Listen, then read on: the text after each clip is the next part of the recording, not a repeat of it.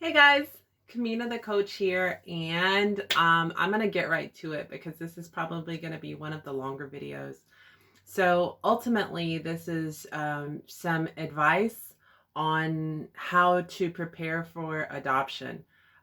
Overall, this is just kind of some advice as you.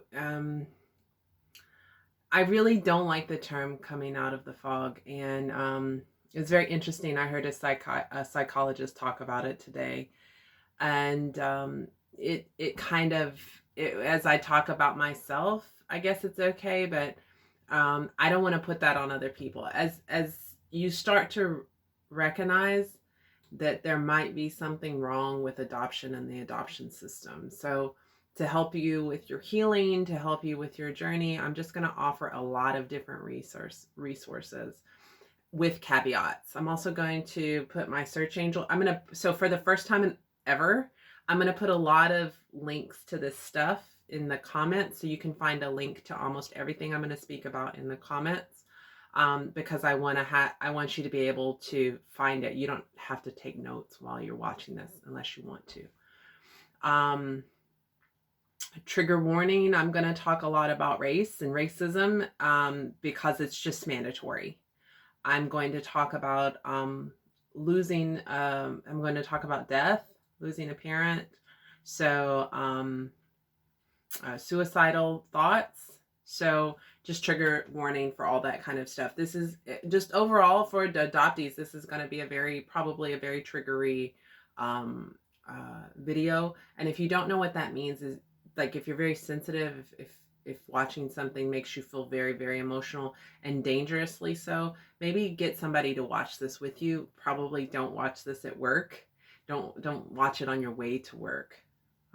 So without further ado, I'm KaminaTheKoach, and I have moved my channel away from helping teachers to figure out how to get overseas, more to helping adoptees, especially adoptees of color. I find this to be a very, very underrepresented community. I'm sorry, I should have turned the sound off.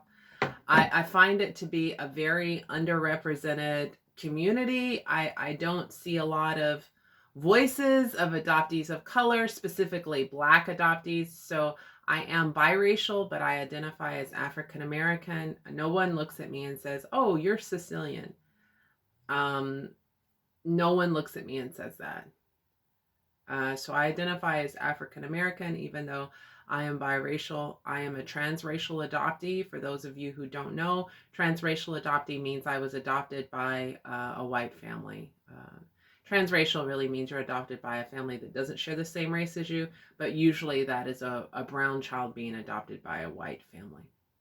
I'm also an LDA, a late discovery adoptee. I didn't find out that I was adopted until I was 32. Also very detrimental there. So I have changed my channel's focus to as more of a person of color, giving my help on and advice from my perspective. A lot of the coaching that I give. So I believe in a lot of woo-woo stuff, but all of my woo-woo stuff is supported by science.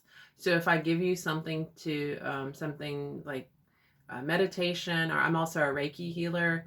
So there is actually studies to support energy healing, and that energy healing works.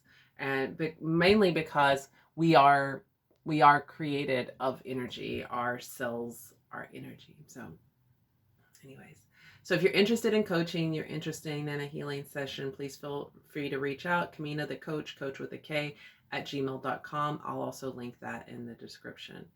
I've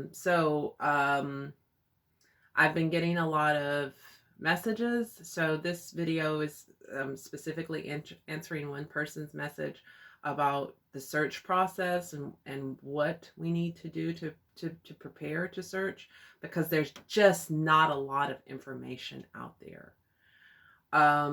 So I want to help you get ready to search from my perspective and from the intense amount of research that I've done.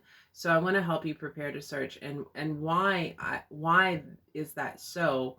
Why? It's because if you haven't done the work and you want a relationship with your first family, if you haven't done the work, you are likely going to be easily triggered and could possibly end up destroying your opportunity to have a relationship with your first family.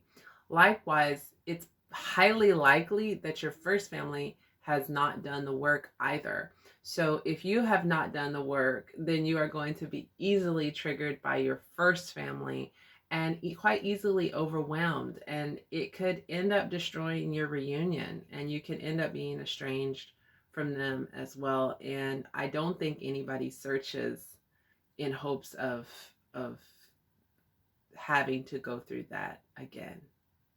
So my hope of creating this video is kind of giving you some kind of, I'm just muting my computer so we don't have any more interruptions. My hope in creating this video is to give you some ideas on how to begin your healing process so that you can be more firmly setting your foundation when and if you find your first family, because it is not going to be finding them that gets you to where you need to be. Does that make sense? Also, before I begin, I don't believe that there's anything such thing as a magic wand to fix us. I don't think that we're broken. I think that we have just had really intensely strong self-protection mechanisms, and it's so strong that we end up causing ourselves harm trying to protect ourselves. So I hope that in the course of this video that I'm able to kind of show you some ways that you might be able to love down that that protection mechanism in you that is protecting you from hurt that you've already seen as possible in your life. So, and somebody else reached out to me at my job who had seen one of my videos. So I'm reaching a lot of people, and both of these people were people of color. They were both African American, I believe transracial adoptees. I'm not sure. I didn't get too much into their stories. So if you're watching, dedicate this to you. Love you.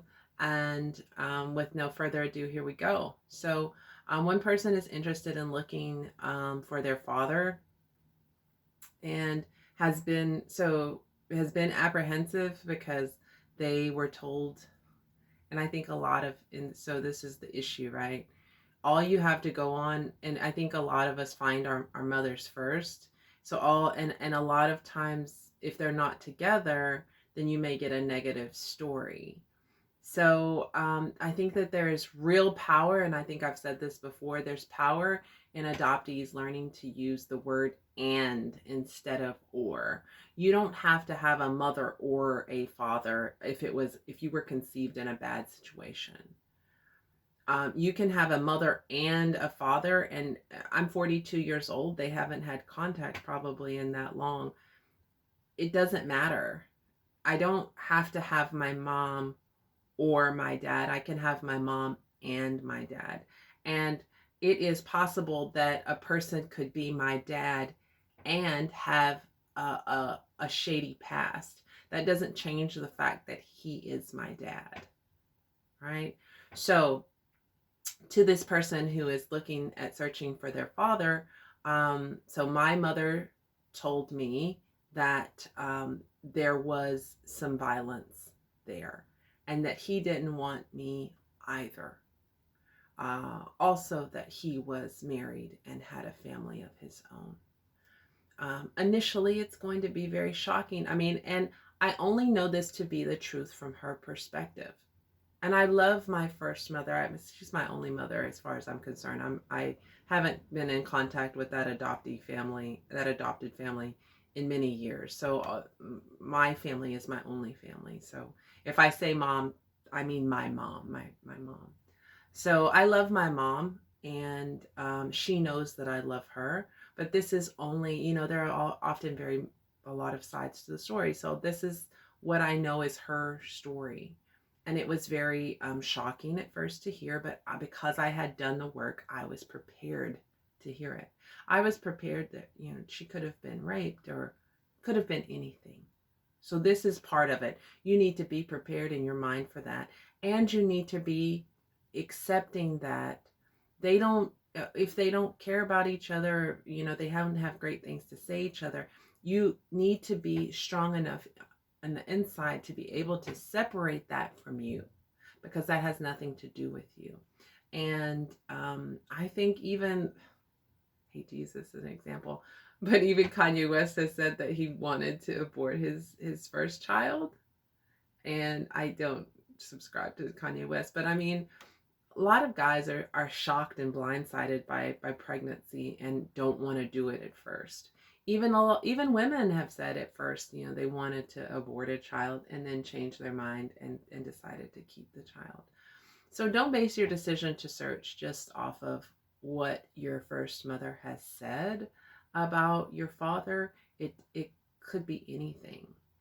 And just because he might not have wanted you doesn't mean that he's not going to embrace you. But you definitely should prepare for all of it. And that's why you need to do the work. And we're going to talk about the work a little bit later on, but that's why you need to do the work. This person also said they reunited with their mother a long time ago, and it's been kind of a conflicting situation because they don't have the language. So I'm going to give you some resources. I'm going to give you a lot of resources, but some of the resources are focused at people in the adoption triad: the adoptee, the adopter, and the first family, to give you the language to be able to talk about this stuff. And just because you have the language doesn't necessarily mean that your first family will be able to understand it, but you'll at least be able to articulate it to your community to express how you're really feeling, especially when you join a support group with people like me that are maybe a little further ahead of you in the journey. So then you have the words to be able to express what's going on the inside of you. So I would say don't let what first mom has said discourage you from searching from first father. All of this is you, and it's all your story, and you absolutely have to have the right to know. And there is something very peaceful in knowing your story. And for those of you who don't know, today is April 2nd, 2021. And I just talked to my mom for the first time last Saturday, and my brother and a lot of the rest of my family. And so it's something very healing in knowing your story. And I no matter how tragic it might be, I really feel like you should search. These days, so before you start searching, you need to start doing the work. It takes quite a bit, or it took quite a bit of time for me to get my DNA back. I did DNA with Ancestry DNA and Family Tree DNA. Some people also recommend 23andMe, but Ancestry DNA is the big one. It's where the most of the people are at. So if you're on a budget, start there. If you can't afford to do it, you might want to search what is it? I'll try to remember to add that into the resources. So there's a search group, DNA Detectives. That's what it is. DNA Detectives. DNA Detectives is a group of just what it says, DNA Detectives on Facebook. And a lot of times people have extra DNA kits that they will send you. Also, every holiday, they usually have a big sale. So St. Patty's Day, it was like $59 or something like that. So if you wait until Valentine's Day or Christmas, Thanksgiving, usually they have a sale. It's about $50. It's about $100. Otherwise, 23andMe is more than that.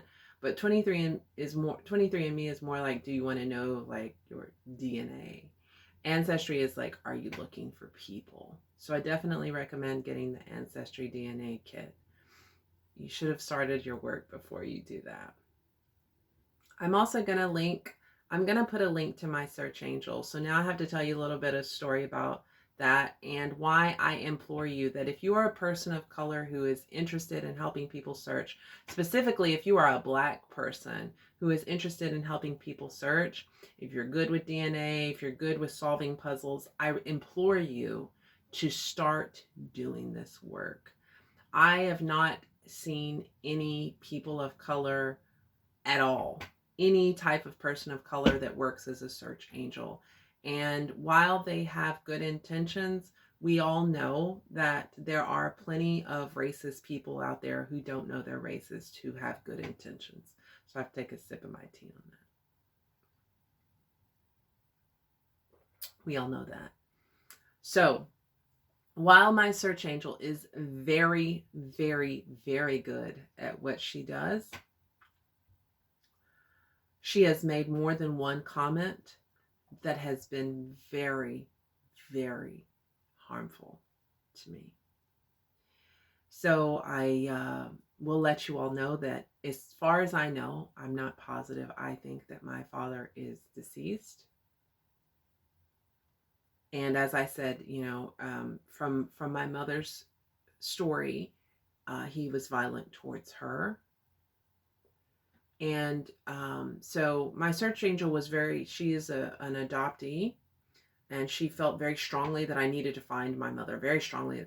But so my first priority was my African American family, because I've not ever seen myself represented. And she resisted that tooth and nail. You need to find your mom, you need to find your mom, you need to find your mom. And I kind of pushed off that was a white thing until finding my father. So my mother gave me my father's name. I texted to my search angel. My search angel insisted on talking to me once she thought she had found my mom, and she insisted on talking to me and walking me through it and all this stuff. But when she found my father, so this is the contrast, when she found my father, she sent me a text message saying, your father was blah, blah, blah. He's deceased with a history of violence.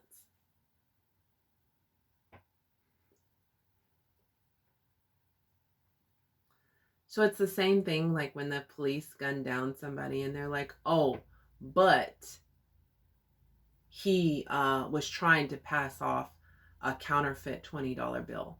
Speaking of George Floyd. So that made it okay because Black lives are dispensable, because Black lives don't matter to them. So I will give you my search angel's information with the understanding, and I need you to understand that if you are a person of color, she may not be sensitive to that. No, she's not going to be sensitive to that with you. If she watches this, I hope, you know, that she's able to take something from this and understand where she went wrong. But if you want to pick up a book for your white friend who has issues with being called out, White Fragility is a great place to start. If you're a white person who feels offended by watching this, I encourage you to pick up the book White Fragility. That's not something I'm going to link in the description because this video wasn't made for you. And I'm very lucky to have the mother that I do, because I was able to commiserate with my mother about this and have her say, yeah, I can't understand how you feel, but I still stand with you and I support what you're saying, and I empathize with your situation. So please, if you're a person of color, really, if you're a Black person who is interested in searching, learning how to search, I implore you to do that, because our community needs more people, more adoptees, more people of color, helping people search for their first families. Because while finding my family has been amazing, working with this woman hasn't been so amazing. And still to this point, I still don't have my siblings' information because she prioritized my white family over my African American family. And it's very hard not to be offended and disgruntled.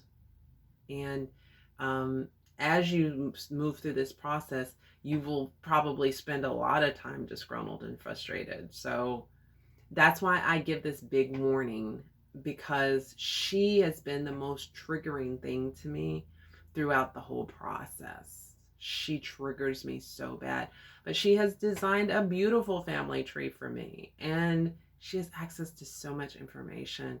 And she has been cleared by, you know, I'm gonna put a link to her VMO, to a VMO video about her. She's legit, but she's also legitly racist. So Just be prepared for that. So I'm going to share that with you, all that information with you. So how am I going to break up the resources? So I'm going to share a couple of, there's a lot more studying that I've done, but I'm going to share the big stuff. So what I'm going to share are specific, I'm going to share some things that are specific to adoptees, specific to adoptees and specific to adoptee healing. And then specific to adoptees, research on what the adoption does to us, and then some research to help you research, like, so specific to adoptees, and then some stuff specific to trauma, not necessarily specific to adoptee trauma, but to childhood trauma. And then I'm going to give you some stuff that I used before I was even, because I had a lot of trauma before I was even aware of adoption being a trauma. So I'm going to give you some of my favorite resources that I before didn't really consider related to adoption at all. And again, I've been studying for probably almost 20 years to heal trauma, and I'm in a much better place, but I'm certainly not done, and I probably will never be done. So please don't go into this with a quick fix attitude. Also, I want to warn you before you go into this, break it up. Don't over immerse yourself in adoptee stuff, because you're going to be drowning. The closest to suicide I've been as an adult was as I started researching the primal wound, the girls that went away, and all the trauma caused to us from being adopted. Don't overdo it, because I know what you're going to do. A lot of you, especially men, you're trying to just get it done. And I'm sorry, lovey, there's no such thing. This is a lifetime commitment to work. It's just like if you're heavy and you lose weight, like it's my cousin's thing. If you're heavy and you lose weight, this is a lifestyle change. Speaking of which, also, if you're living an unhealthy lifestyle, probably one of the first things you're going to have to do is start to figure out how to fix that. Stop drinking so much alcohol. Stop taking illegal drugs. Stop taking, I don't take anything. So I'm not, and not to say that I haven't, but I'm not drinking alcohol. I'm not taking any prescription drugs. I don't take any illegal drugs. All I'm taking are vitamin supplements, because I hope that me and my person can have a baby soon. So, all right, so on to resources. So if you haven't read it, you need to read or listen to The Primal Wound, and that is talking about, so I'm going to give a link to this in the bottom, in the description. The Primal Wound talks about the trauma that is caused to babies by taking them away from their mothers at birth. And it's a hard read and not things that you're going to particularly enjoy hearing. But if you haven't read it, you need to. Another thing you need to read, if you haven't searched for your first mother yet, I implore you to read The Girls That Went Away. If you're younger than me, then you were probably born post Roe v. Wade. But still, it helps you. It's going to help you to understand your mom a bit better, because I had some anger directed at my mom. I think we all do, before you really work to understand what she potentially went through. So yes, I was born post Roe v. Wade. However, my mom didn't have a choice, and a lot of women, a lot of children that were born my age and older, their mothers didn't have a choice, or didn't feel like they had a choice. So it's really important that you kind of understand and be able to empathize with your mom before you meet her, so that you're not coming to her with your anger, because the hope is, I would think that all of our hope is that she would embrace us.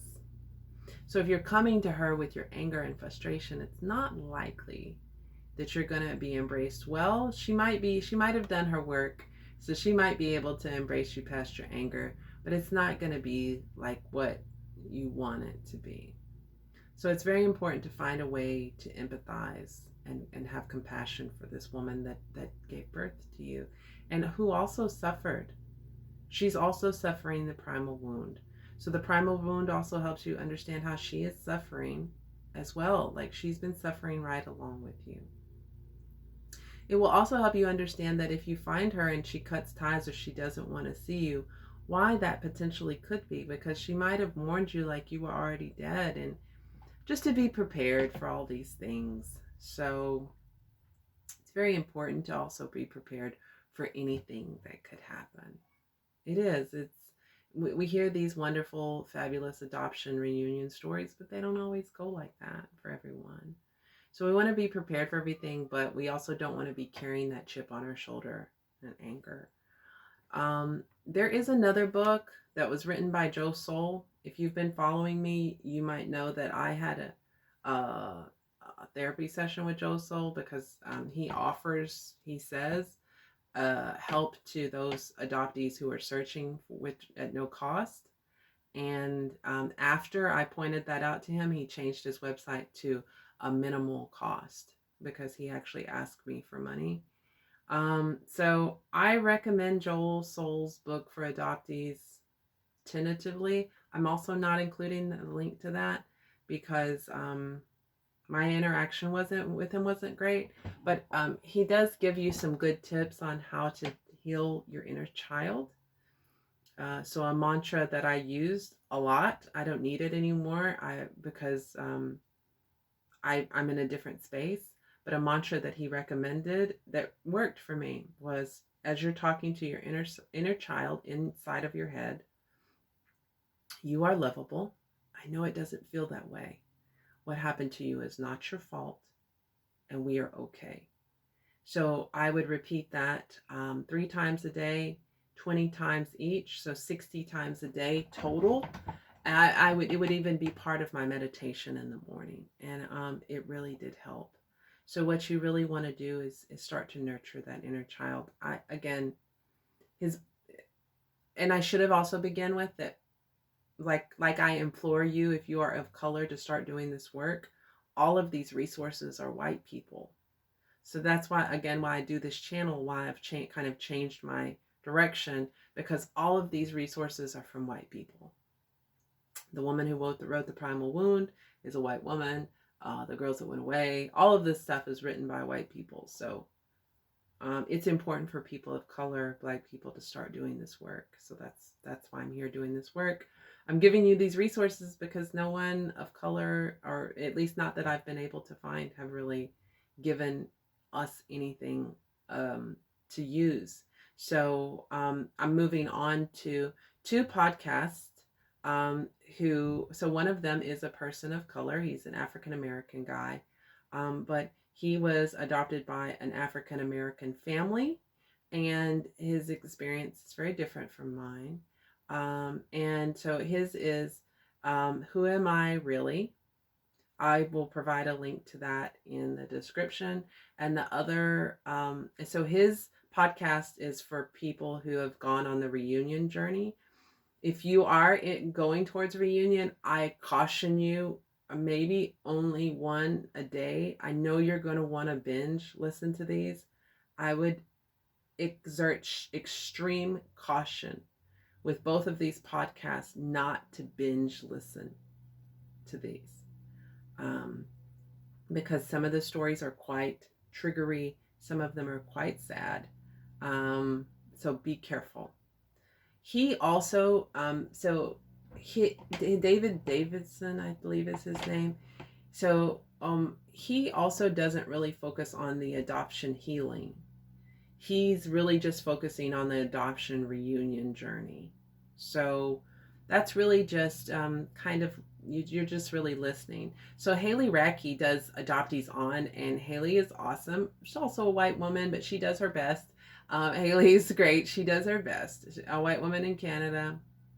But the reason why I'm referring you, so she also does a podcast, but she also has a healing series where she has a lot of adoptee therapists. Unfortunately, a lot of them are also white, but there are also some therapists of color there. So it's an excellent resource. And even though it's a podcast, her YouTube channel organizes them into series. So the healing series is an amazing series. The series on estrangement and anger, it's just amazing. So it's a good resource. Same thing. Don't over immerse yourself in this. And you need to have a support system, not just people who love you, but you need adoptees in your life. You need to have people around you who understand what you're going through. I implore you also to reach out to adoptees who are similar to you. If you are African American and you are adopted by white parents, you are going to have a different experience than an African American who was adopted by black parents. So that's why I don't relate to this guy who did Who Am I Really? I don't relate to him very much because he was adopted and raised by black parents. So it's a very different experience. So you need to search for adoptees who share the same, a similar background to you. And before you start immersing yourself in this adoptee stuff, you need their support. Because it's nice to have people who love you, but you need to have people who understand this trauma. So those are all my adoption resources. So what about adoption trauma resources? So two big ones. And I think a big part of why we suffer we suffer issues with relationships and we suffer issues with emotion. I think a lot of that is because we detach from our body. Even as I talk, so now that I'm learning to come back to my body, even as I talk about it, I can feel very triggered here. So learning to come back to my body was a very, very scary feeling. And I do not recommend that you listen to these audiobooks or read this stuff while you're alone, because we are pack animals. And we are pack animals because we are safer in numbers. When you are alone, this is a primal thing. Your brain is like, we're not safe. And it's going to trigger that adrenaline rush, that fight or flight. And so when you're alone, your body starts ramping up. Even if you don't recognize what's going on, your shoulders go up towards your ears, your heart starts beating fast, and you don't understand why. It's because you don't feel safe. So I included a link to Healing Trauma by Peter Levine. I love Peter Levine. Another white man, but it's great. It really is great. So there's a tapping exercise that helps you, and I've talked about this several times, that helps bring you back to your body. And I did it at work, and that was a huge mistake. So you may feel like you're really present, but I guarantee to some extent, if you've experienced trauma, and you have, if you're an adoptee watching this, coming back to your body can be very scary. Please have a support system. Don't do this alone. I'm hesitant to refer you to a therapist because I had 2 failed therapy attempts with white